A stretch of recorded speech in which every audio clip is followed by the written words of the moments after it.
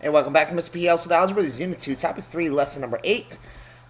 We are going to once again be continuing solving systems of equations. We're going to start off with evaluating some expressions. 2 to the 4th is like 2 times 2 times 2 times 2. 2, 4, 8, 16. 3 to the negative second. Well, if you want to make an exponent positive, you just flip it to the inverse, which becomes 1 over 3 to the positive second, which is 1 over 9.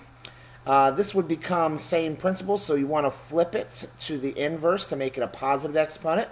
Negative 2 times itself is 4, times itself again would be negative 8. So that's 1 over negative 8. And last but not least, so we've got a half on bottom, so that would be 1 over 0.5 to the second power.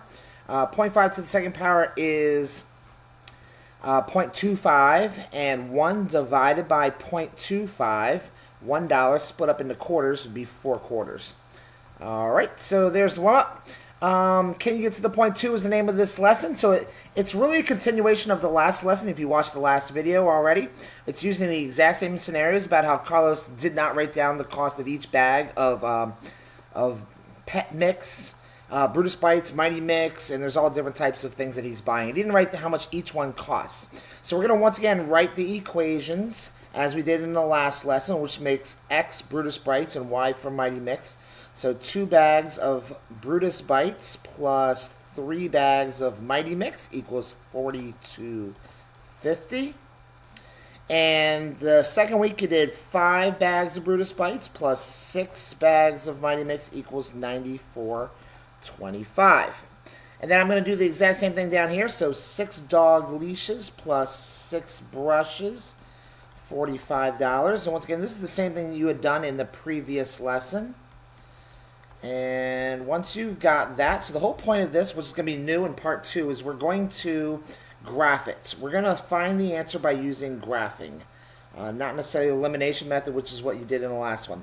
So in order to do that, you want to find the x and the y intercepts of each. And the way to find the x-intercept is if it has a y of 0. If you find the y-intercept, if it has an x of 0. So if y was 0, 3 times 0 would be 0. So all you have to do is divide this by 2. So really all you have to do when it's in standard form is divide the total divided by the coefficient of the value you're trying to find. So 42.50 divided by 2 is going to give you 21.25. And 42.50 divided by 3. Okay, I messed that up.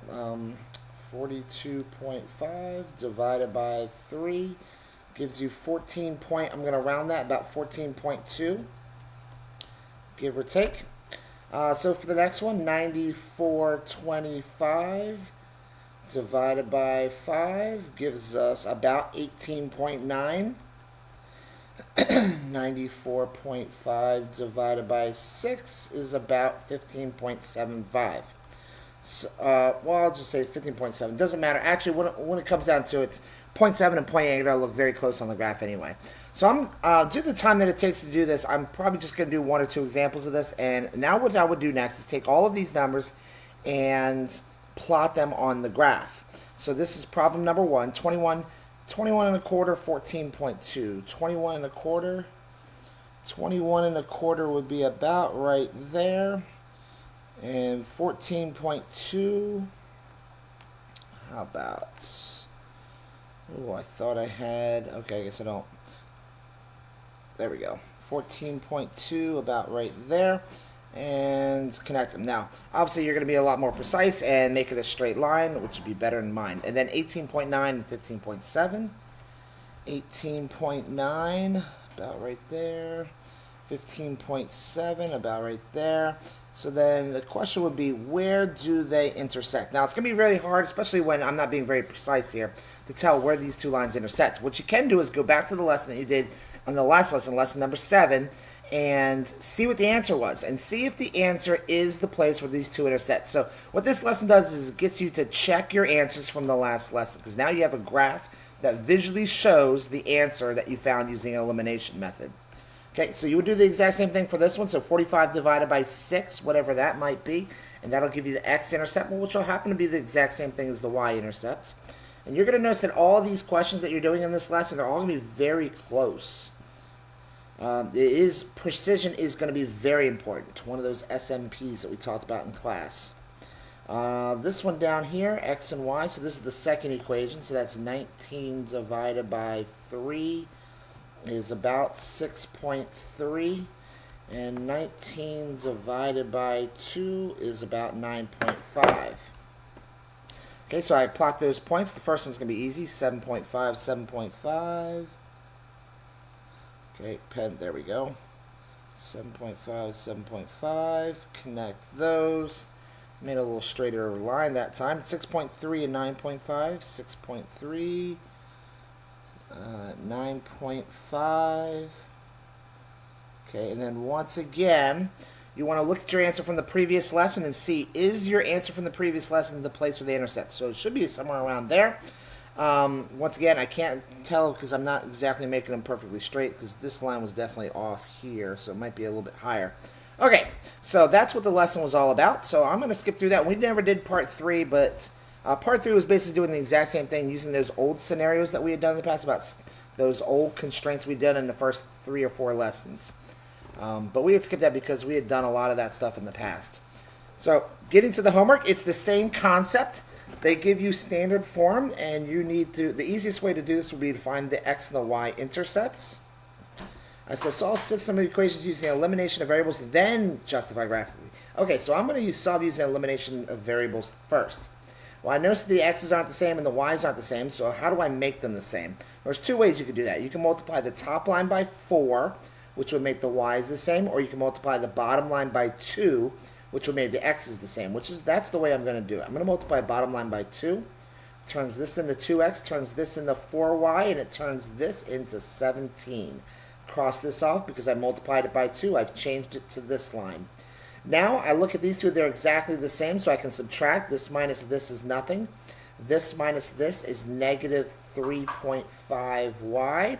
3 minus 17 is negative 14. And then I'm going to divide negative 14 divided by negative 3.5. And that's going to be exactly 4.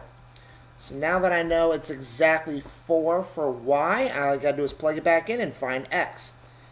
I'm going to use the bottom. I'm going to use this line that I crossed off. X plus 2 times y equals 8.5. So 2 times 4 is 8. X plus 8 equals 8.5, which subtract 8 from both sides means x has to be 0.5. All right, so it looks like we've got our 2 answers. So the other way of doing it is to find the x and y intercepts of each. So I'm going to do this as equation 1 and equation 2 over here, x-intercept, y-intercept. 3 divided by 2 is going to be 1.5. 3 divided by 1/2, I don't need a calculator for that. That's going to be 6. There's 6 halves and 3 wholes. And the other one, 8.5 divided by 1 will be, oh, that's 8.5, of course. Don't need a calculator.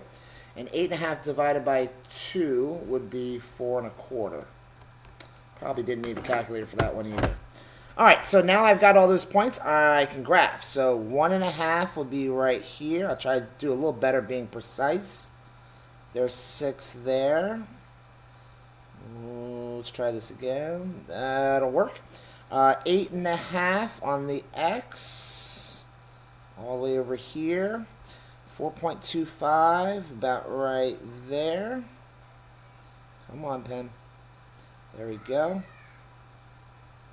All right, so we know the answer was 1/2 and 4. 1/2 and 4. Wow, that looks almost perfect. 1/2 and 4 is exactly where the 2 lines intersect. All right, great. That worked out perfectly. Thanks again for watching. Please give it a like if it helped you learn something, and subscribe if you haven't done so already. All right, have a great day.